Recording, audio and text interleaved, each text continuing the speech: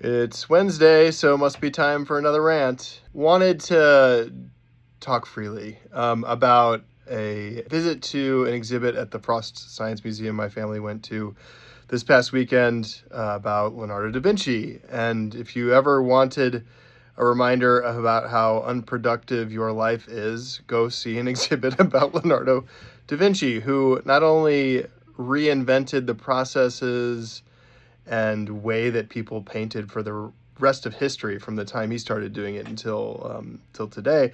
But he was also the originator of several engineering and mechanical concepts that are in almost everything we use today. Things like ball bearings, worm screws.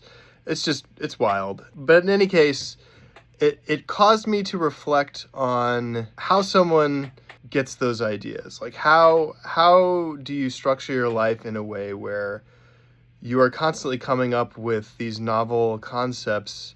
And for Leonardo da Vinci, a lot of it came from nature. He would study the processes of nature, changing air pressures, the tides, how the seasons would change. And he would examine these processes and then try to incorporate aspects of them into his work.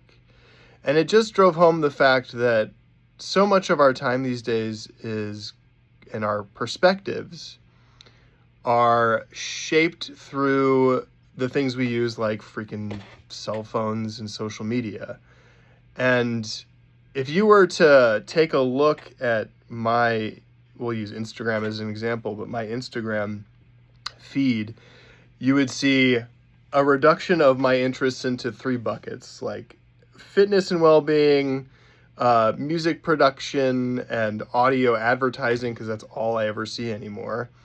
And probably people being critical of things people are eating and making funny commentary about how disgusting food looks. The danger there is that spending too much time in that type of environment reduces my interest down to those three buckets, and that's the only thing it's ever going to introduce to me.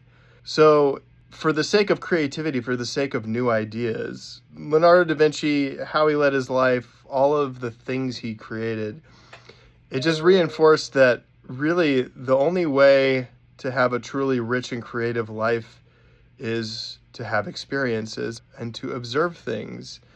And that is something that social media just cannot provide. I guess the moral for this week is go outside, enjoy some nature, and don't let your Instagram algorithm define who you are.